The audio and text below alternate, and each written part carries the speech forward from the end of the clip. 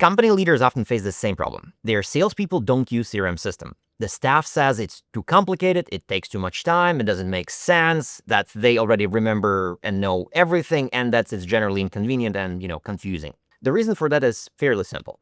Approaches that people are taking to implement CRM or any other software in their company is taken from the big corps with thousands of people. In small and medium-sized businesses, which are generally up to 200 employees, everything is set up very differently. Today, I'll explain how to solve this particular problem, how to make your sales or customer service reps not only want to work in the system, but anytime there is a customer call, a meeting, a deal, a lead, or whatever happening with the client, they will rush to open their laptops and hysterically open your CRM platform. In this video, I'll share my own story of a total failure. I'll share another story that was a great implementation of practices I preach for in this particular video. Discuss the two things you absolutely need to do to solve this problem. Talk about one important thing you will need to change about yourself. I'm Jeff Tiley, and I help small and medium-sized businesses build strong client relationships through digital tools and business practices. Make sure to subscribe to my channel, otherwise you may not see me ever again. So let's jump to the story. But before we get to the story that happened early in my career as a client relationship consultant, I want to answer the question to give you a sense of what are we going to talk about. Why don't employees use the software you gave them? And the answer is simple, because they can get away with it. Because a human will do anything that can be done manually without any software.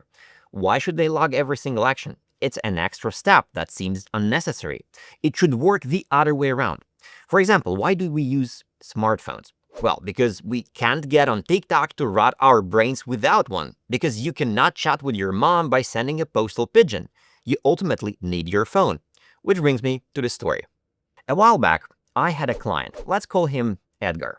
He was a middle-aged man, the co-founder of a local travel agency that offered exclusive trips to various destinations. At the time, our office was in really beautiful part of Riga, which is Latvia on the northeast of Europe. It was a nice open plan space, and I remember him walking in. We went into conference room and sat down. About 15 minutes into our conversation, and I realized he was my ideal client. He started talking about his vision for his travel agency to become completely digital with automatic offers and the entire customer journey, all communication and everything else fully handled by chatbots. This was long before the age of AI, so to speak, and it made me incredibly happy at the time. We scheduled a workshop and I did a detailed analysis of their customer journey. I wrote down every single step an employee took. There was practically no digitalization at the time, all they had was a Zoho desk. Our task was to digitize their entire process. Now, long story short, we concluded that we needed to build an application where employees could create quotes and nice trip itineraries for clients. We started building this application and it turned out to be excellent. It had some technical bugs, but the concept was this. It opened up like a blank page, similar to how Notion works today.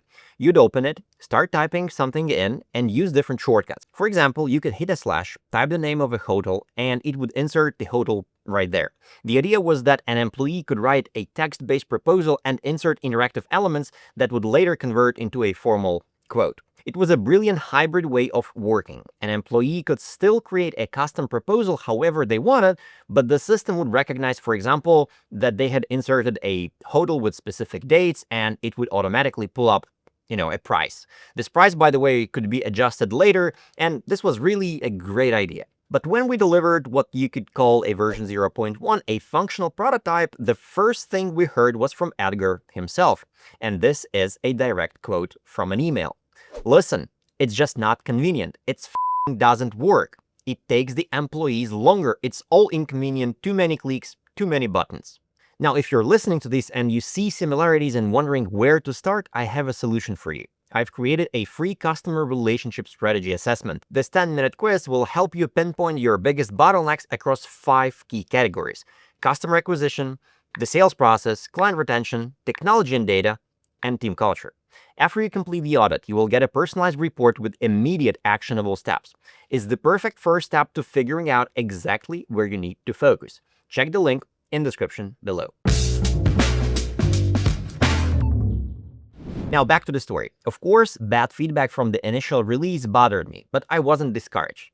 I thought we'd just, need a little tweaking the app. We continued working and made about 10 iterations, and every time we got the same answer. It doesn't work. At some point, we realized the project couldn't be handed over. Now I started to wonder why his employees were complaining so much about it. But I didn't get an answer until many years later after working on countless other projects. With each new project, I became more and more convinced that the real problem lies in a completely different and counterintuitive dimension. My conclusion at the time was simple. Employees won't use a new system if they can get away with not using it. It's that simple. If your business process allows them to do things manually, they will. They will follow the path of least resistance, the familiar, manual way of working, even if it's inefficient. Trying to force them onto a new parallel process, no matter how much better it is, will likely fail. Think of it like this. When people walk across a field, they naturally create dirt paths where they walk the most. You can't just tell them to use a new, paved path on the other side of the field and expect them to stop using the old one. To get them to use new path, you have to pave it and put up the fence to close off the old one. You need to make it impossible to use the old path even if it's less efficient. It's just how humans work. Let me give you an example. I had a client from a driving school who wanted to digitalize his sales process. Instead of trying to fix the old way of doing things, he hired new employees specifically for the new system. We built a CRM and they were immediately put onto it. For them, there was no other way of working. The CRM was their only path, and it worked almost flawlessly. This highlights a key principle. You can't just digitalize your existing process. You have to implement a new standard that makes the old way impossible. Too many vendors promise a magic solution. They will tell you their software will solve everything out of the box. But a program is just a tool. Think about a hydraulic press on a factory floor. On its own, it's a huge piece of metal. It only becomes useful when an experienced technician installs the right mold and a trained operator uses it to stem out of specific parts. Similarly, a CRM or any other software is only as good as the process it's built to support. Wouldn't use a shovel to hammer in a nail. It's the wrong tool for the job. Likewise, a software system only provides value when it's integrated into a well-defined and structured process. It's not a magic bullet.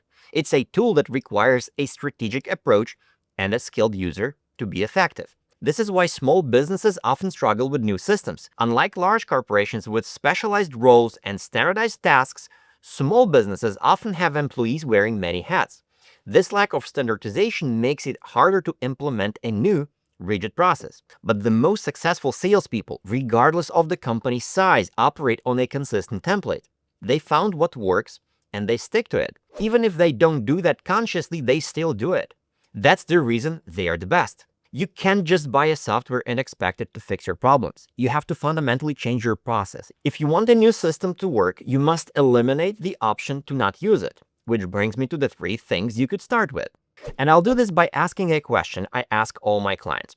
Now imagine you have 2 pieces of paper on your desk. One is for the phone number for a potential client who just reached out. On the other one is the number of a returning customer who just sent you a new order, who you are going to call first. I can already guess. You will call the returning client with a new order. And this is the fundamental truth in sales. A salesperson will always prioritize the lead with the highest probability of a sale, but most importantly, with the least amount of effort to make that sale. And that probability is always highest for an existing client, and what's important, the effort needed to sell is the lowest. This creates an inherent conflict. You are trying to enforce them using CRM, most often to track new prospects, while they're doing account management where your fancy CRM simply lacks functionality and doesn't bring any value. What you have to do? Split the roles. Now, classical example, farmers and hunters.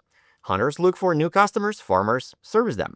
One is sales CRM, another one is customer support CRM, but that's only the first step. Second, you need a sales process that is actively used and continuously improved. It must be a living process. But just as you need to separate your sales roles, you also need to have at least 2 distinct sales processes, one for new prospects and one for existing clients. Now, the word sales is often used to cover everything, but that's a mistake. You have to distinguish between customer acquisition and customer retention. These 2 are completely different jobs that require different skills and different processes. For example, a request from an existing client might come in as a customer service ticket. While that ticket could lead to a new order, it's not the same as a new sales lead. The process for handling it should be different.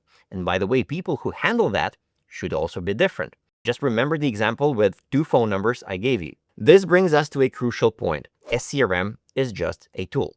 It's useless if you don't have a solid internal processes. Even the best CRM in the world can help you if you have a disorganized team and no clear management. Without a well-defined process to put into the system, the program itself is completely pointless. Which brings me to my final point. The final and most paradoxical reason your employees aren't using your CRM system is because of your inflated expectations. You assume that because a software vendor promised a solution, it's already complete, ready-to-go business process. Vendors are excellent at marketing. They promise the moon, and you believe them. You buy the system without truly understanding what you are getting. But a CRM is just a framework. When your employees log in, they see a confusing mess of terms like deals and Kanban boards. There is no clear way for them to do what they need to do, like create an invoice, write a proposal, or even set a reminder. The truth is, vendors can't sell you a business process. They can only provide the tool. It's up to you to lower your expectations and realize that you must build a structured process first. A CRM is a template you apply to that process, not the solution itself. Your employees aren't wrong when they say the system is bad. It's bad because it's incomplete. You gave them useless tool without the instructions or proper setup to make it work.